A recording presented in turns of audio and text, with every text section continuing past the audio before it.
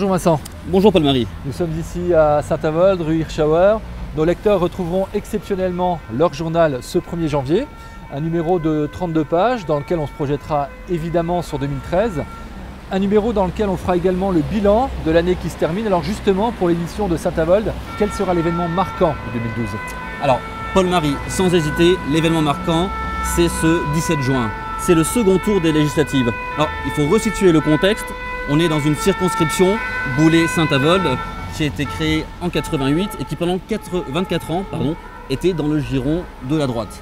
Donc quand Paola Zanetti, candidate investie par le PS, se présente, les bookmakers, s'ils avaient été autorisés, auraient dit grosse cote. Et pourtant, au soir du premier tour, elle est là. Elle est là et elle n'est pas seule. Il y a aussi Nathalie Pinjot du Front National qui dit « je ne me retire pas ». On est dans une triangulaire. On sent une issue différente possible et ça sera le cas. On a un redécoupage également de la circonscription qui enlève le canton de Gros-Tanquin qui vote traditionnellement très à droite. On a le canton de Bouzonville qui est dans cette circonscription qui normalement est à droite mais qui là va voter massivement à gauche, qui fait que c'est Paola Zanetti qui succède à André Wojciechowski, le maire de Saint-Avold, à la tête de cette 7e circonscription. Vincent, nous sommes à la patinoire de Saint-Avold. L'occasion justement de savoir quel a été pour vous l'homme ou la femme de l'année de l'édition de Saint-Avold en 2012. Alors c'est un homme, l'agence de Saint-Avold a voulu mettre en l'honneur Loïc Villemain. Loïc Villemain, c'est un jeune restaurateur de 26 ans qui travaille et qui vit à Folquemont. Et on l'a mis à l'honneur parce qu'en 2011 déjà, le Gotemio l'avait repéré, l'avait classé dans les grands chefs de demain, à juste titre, puisqu'en 2012, il a décroché une étoile au guide Michelin. Alors c'est un jeune qui est sympa, talentueux et humble en dépit de l'honneur que lui a fait le guide Michelin, qui travaille sur une cuisine épurée, très inspirée par les produits japonais, alors, comme le rappelle le nom de son restaurant, Toya, une ville japonaise. Donc c'est cette personne que nous avons retenue pour 2012. Vincent, quel sera l'événement d'ores et déjà marqué sur l'agenda de l'édition de Saint-Avold en 2013? Alors c'est pas vraiment un événement, c'est une thématique pas très heureuse, l'emploi en péril. Alors on a deux sites essentiellement.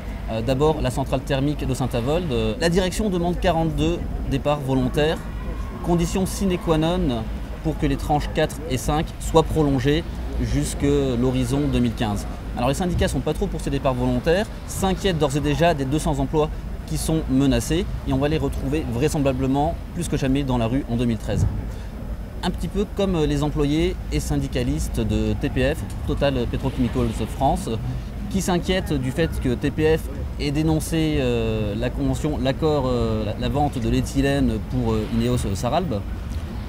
Au 31 décembre 2015 également, ils évoquent d'ores et déjà la menace de 150 emplois qui se retrouveraient sur la sellette et ça sera un combat qui va commencer dès 2013, même si la perspective est à l'horizon 2015. Alors il n'y a pas que du négatif, Paul-Marie. On a aussi une assez bonne nouvelle.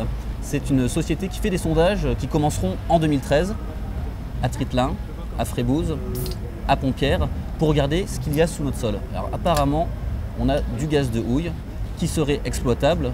Alors si tel est le cas, alors la réponse on l'aura d'ici 24 mois, ça serait une très bonne nouvelle en termes d'emploi. On parle de centaines d'emplois, d'aucuns diront des milliers, en tout cas c'est une belle perspective si évidemment ça se réalise.